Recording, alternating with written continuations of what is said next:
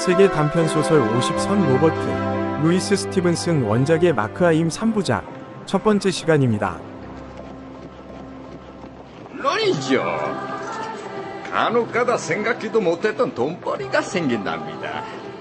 골동품에 대해 전혀 모르는 손님들도 계시니까요. 골동품 상상이는 잠시 말을 멈추고 촛불을 들었다. 불빛이 마크하임을 강하게 비췄다. 그는 햇빛이 밝은 밖에서 막 들어온 참이라 밝음과 어둠이 뒤섞인 골동품점 안을 잘 분간할 수 없었다. 오늘은 크리스마스입니다. 이런 날엔 장사를 하지 않는다는 걸 당신도 잘 아실 겁니다. 그러니까 오늘은 특별히 돈을 더 받겠습니다. 자, 그럼 어떻게 해서 그 물건을 손에 넣으셨는지 얘기해 주십시오. 이번에도 숙부님의 진열장에선가요? 몸집이 작고 안색이 좋지 않은 상인은 마크하임을 바라보았다. 어쩐지 그를 신용할 수 없다는 듯한 표정이었다. 마크하임도 상인을 뚫어지게 쏘아보았다. 알 수 없는 연민과 일말의 공포를 느끼면서. 잘못 생각하셨군요. 오늘은 팔러 온 것이 아니라 사러 왔습니다. 이젠 팔아먹을 골동품은 하나도 없으니까요. 숙부님의 진열장은 이미 비었습니다.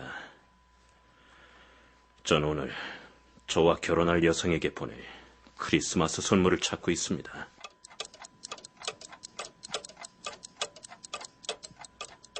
한동안 침묵이 흘렀다.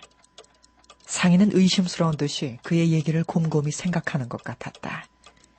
상점의 잡동사니 골동품 속에 끼어있는 수많은 시계들이 째깍거렸다. 거리를 달리는 마차 소리가 그 침묵의 시간을 메꾸고 있었다. 그래요? 아무튼 당신은 내 오래된 단골이시지. 게다가 결혼을 하신다는데 방해할 수 없지요. 자자, 여기 여자분들이 좋아할 만한 것이 있습니다.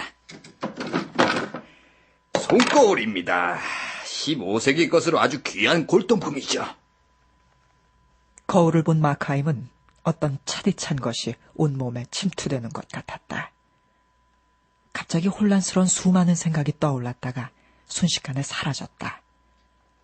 거울을 쥔 그의 손이 약간 떨렸다. 거울이라고요? 크리스마스에? 당치 않소. 왜 안 되나요? 거울 속을 들여다보세요.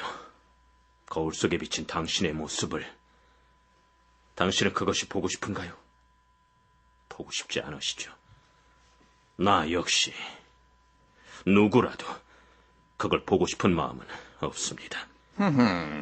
보아하니 당신의 신부는 미인이 아니신가 보군. 난 크리스마스 선물을 달라고 말했어. 헌데 당신은 이런 걸 내놓다니! 옛날 일을, 범죄와 방탕을 회상케 하는 이런 저주스러운 물건을, 이렇게 양심의 손거울이 될 것을. 일부러 그랬죠. 무슨 수작을 꾸미는 거요? 상인은 말똥말똥 마크하임을 바라보았다. 그의 얼굴엔 웃는 빛이 없었다. 그래서 어쩌자는 겁니까? 이 거울을 갖고 가시겠다는 겁니까? 말겠다는 겁니까? 그렇게 서둘 건 없습니다.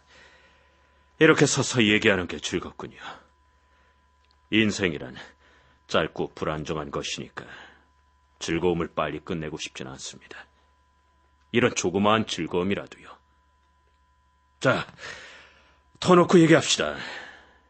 우리들도 친구가 될 수 있을지 모르니까요. 당신한테 한 말씀만 드리지요.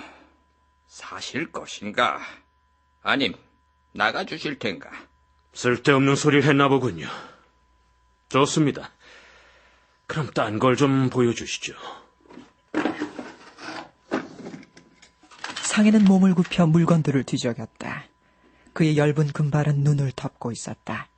마크하임은 외투 주머니에 한 손을 찔러넣고 한 걸음 그에게로 가까이 다가갔다. 그는 몸을 젖히면서 깊은 숨을 들이마셨다. 그때 한꺼번에 여러 감정들이 그의 얼굴에 나타났다. 공포, 전율, 결의, 황홀, 육체적 반발, 그리고 초조. 자, 아마 이거라면 마음에 드실 겁니다. 상인이 구부렸던 몸을 일으켜 세우려 할 때였다. 마크하임이 등 뒤에서 급습했다.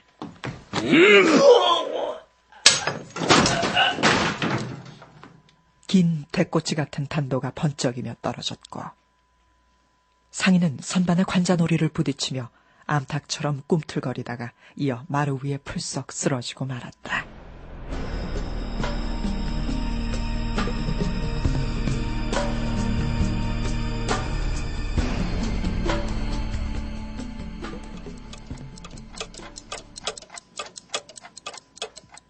가게 안에 있던 20개가량의 시계가 제각각 소리를 냈다. 어떤 것은 육중하게, 어떤 것은 바삐 지저귀는 듯한 소리를 냈다. 그것은 마치 합창 같았다. 그때 도로 위를 후다닥 뛰어오는 발자국 소리가 들려왔다. 마크하임은 멈칫했다.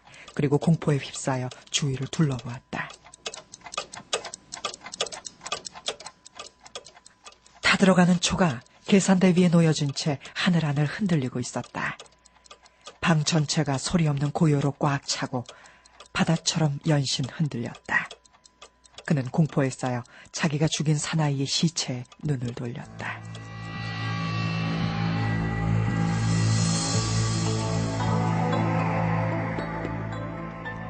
시체는 허리를 구부리고 보기 흉하게 손발을 뻗은 채 쓰러져 있었다. 살아있을 때와 달리 너무나 초라했다. 초라한 옷을 입은 채 이렇게 흉한 꼴로 누워있는 상인은 마치 나무 토막 같았다. 그는 그것을 바라보기가 무서웠다. 그러나 어떤가 그것은 아무것도 아니었다. 이제 이 시체는 움직이지 못할 것이다. 이것은 발견될 때까지 여기 누워있지 않으면 안 된다. 발견된다. 그렇겠지. 그리고 그 다음은 온 영국을 떠들썩하게 하고 소문은 자꾸자꾸 퍼져가겠지. 그렇다. 죽었든 살았든 이것은 적이다. 옛날에는 뇌장이 흘러나오면 사람은 죽고 모든 것은 끝났는데. 때. 이미 끝난 일은 끝난 것이다. 피해자로서는 끝난 때가 살해자에게는 절박하고 중대한 때가 되었다.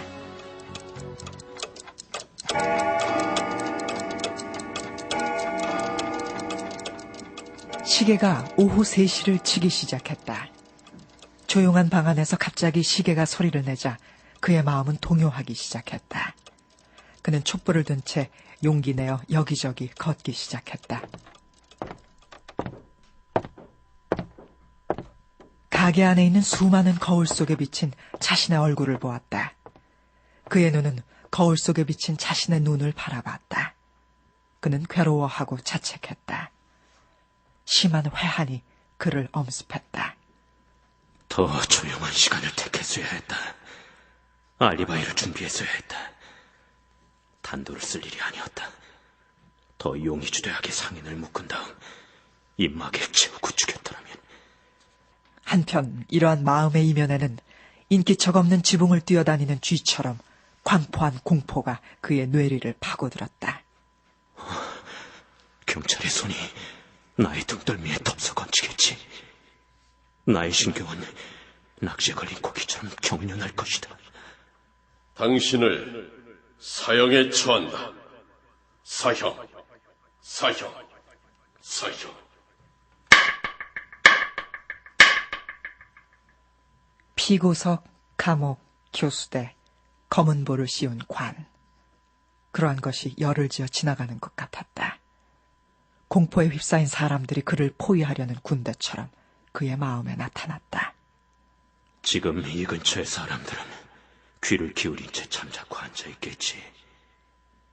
온갖 계급, 온갖 연령, 온갖 성질의 사람들이 난로가에 앉아 속을 꿰뚫어보는 듯한 눈초리로 귀를 기울이며 나의 목에 매달 줄을 꼬고 있겠지. 그는 아무리 조용히 걸어도 소리가 나는 것 같았다. 시계의 초침 소리를 멈추게 할까 하는 생각도 했다.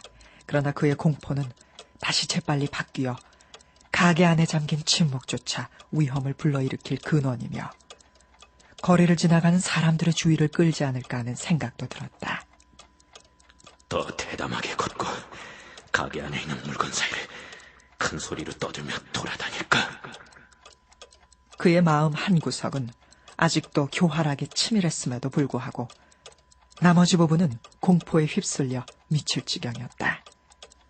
그 중에서도 특히 하나의 망상이 그의 마음에 달라붙어 떨어지질 않았다.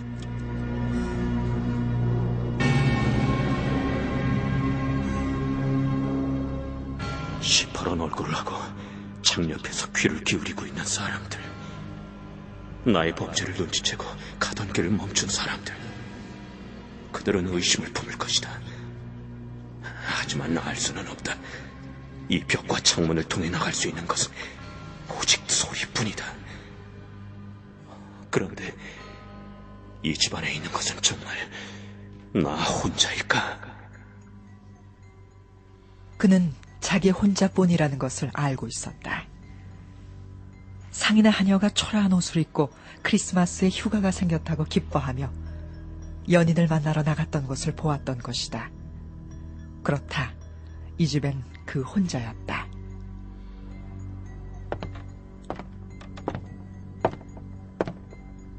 그런데 웬일일까? 이 횡댕그레하고 거대한 집안에서 희미한 발자국 소리가 들리는 것이었다. 이유는 설명할 수 없었지만 그는 분명히 뭔가가 있다는 것을 알았다. 그는 가게 구석구석을 살폈다.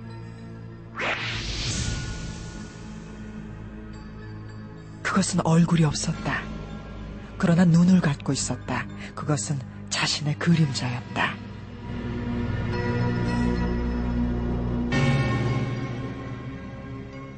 그러자 다시 교활함과 증오를 품은 상인의 모습이 눈에 떠올랐다. 그는 여태까지 어떻게든 돌아보지 않으려고 애썼던 문에 힐끔 시선을 돌렸다. 바깥은 짙은 안개에 쌓여 어두웠다. 아래층으로 새어들어오는 불빛은 가게 입구를 뿌옇게 비추고 있었다. 그런데 그 희미한 불빛의 가느다란 줄기 속으로 하나의 그림자가 흔들거리면서 걸어오고 있는 것이 아닌가. 계십니까? 계세요? 돌연 바깥에서 어떤 신사가 지팡이로 가게 문을 두드리기 시작했다. 마크하임은 갑자기 오싹해지면서 죽은 상인의 시체를 힐끔 쳐다보았다. 시체는 꼼짝없이 누워 있었다. 그 시체는 문을 두드리는 소리도 외치는 소리도 들리지 않을 먼 곳으로 가버린 것이다. 아무 기척이 없자 문을 두드리던 신사도 가버렸다. 하지 않으면 안 될 나머지 일을 서둘러 마치고 날 비난하는 것처럼 느껴지는 이곳에서 물러나 런던의 군중이라 불리는 목욕탕 속으로 뛰어들고 저녁엔 나의 안식처 잠자리에 들어야 한다. 살인을 하고도 아직 돈을 찾지 못했다는 사실을 그는 깨달았다. 돈. 그것은 지금 마크하임에게 가장 큰 관심사였다. 그는 서둘러야 했다.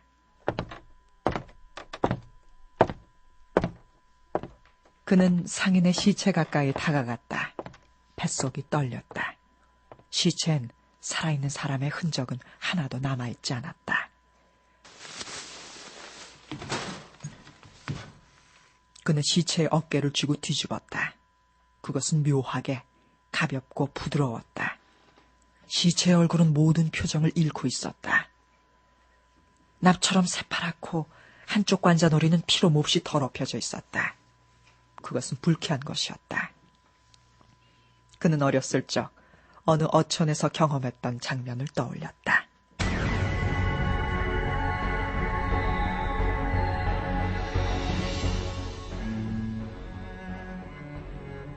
날씨가 흐린 어느 날이었다. 바람이 불고 거리에는 사람들이 들끓고 악기가 울리고 북소리가 나며 노랫가락이 들렸다. 한 소년이 군중 틈에 끼어 흥미와 두려움에 뒤섞인 마음으로 여기저기 돌아다니고 있었다. 마침내 사람들이 가장 많이 모여있는 곳으로 갔다. 그는 날림집과 알록달록한 색으로 음산한 그림이 그려져 있는 커다란 휘장을 보았다. 부활을 거느린 브라운리그, 죽여버린 손님과 함께 있는 마닝그 부부, 사텔에게 목을 졸려 죽어가는 위아, 그 유명한 범죄들이 숱하게 그려져 있었다. 그것은 환영과 같이 선명한 것이었다.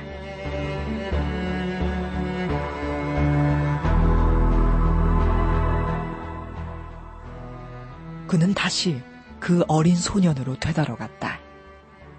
그는 그때와 똑같은 그 메스꺼운 그림을 본 것이었다. 지금도 그 둥둥 치는 북소리가 귀에 들리는 것 같았다.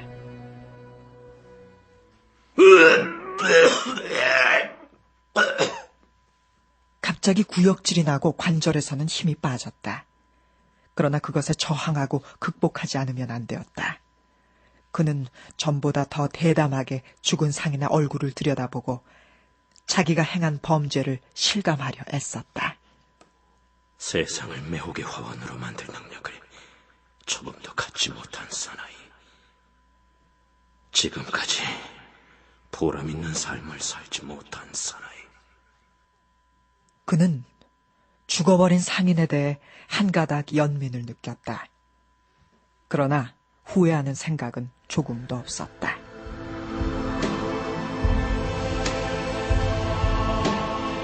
로버트 루이스 스티븐슨의 마크 하임 일부를 들으셨습니다. 로버트 루이스 스티븐슨은 지킬 박사와 하이드의 작가로 잘 알려져 있는데요. 그럼 오늘은 이 작가의 주요 작품과 작품 세계에 대해 아주대학교 영문학과 김철자 교수의 말씀으로 들어보겠습니다.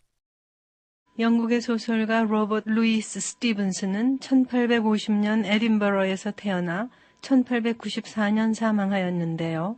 변호사 자격이 있었지만 활동하지는 않고 운필 생활을 했지요. 그는 어려서부터 병약해서 건강을 위해 나은 기후를 찾아서 남부 프랑스를 비롯해 여러 곳으로 여행을 했으며 말년에는 사모아에 거주했지요.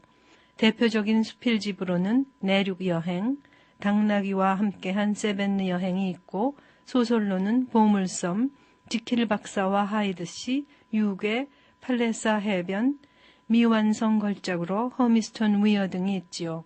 19세기 사람들은 일반적으로 현실이란 대조되는 것으로 이루어졌다고 이해했는데 그런 개념은 헤겔과 칸트의 철학에서 반영되고 또한 보통 사람들이 가진 선한 자와 악한 자, 순결한 여인과 타락한 여인 등의 이분법적 사고에도 잘 나타나고 있지요. 스티븐슨 역시 이러한 영향을 받아서 세상에는 완벽하게 경건하고 무릎을 꿇고 끊임없이 기도하는 사람들과 전적으로 불경스럽고 악해서 교수대와 끝모르는 나락을 향해 가는 두 종류의 사람들이 있다고 믿도록 교육을 받았는데요. 심리학에 관심이 많아서 에딘버러 심령학회의 총무로도 활동하던 그는 그 당시에 이원론적 심리학을 잘 알았고 거기에 지대한 관심을 가졌었지요. 그래서 다양한 그의 작품 가운데서 인간 내부의 심리적인 묘사, 특히 선과 악의 투쟁을 다루는 훌륭한 작품들이 오늘날도 많은 독자를 가지고 있습니다. 이어서 2부에서 계속되겠습니다. 계속 들으셔서 마음의 양식을 쌓으시기 바랍니다. 구독과 좋아요는 영상 제작에 큰 도움이 됩니다.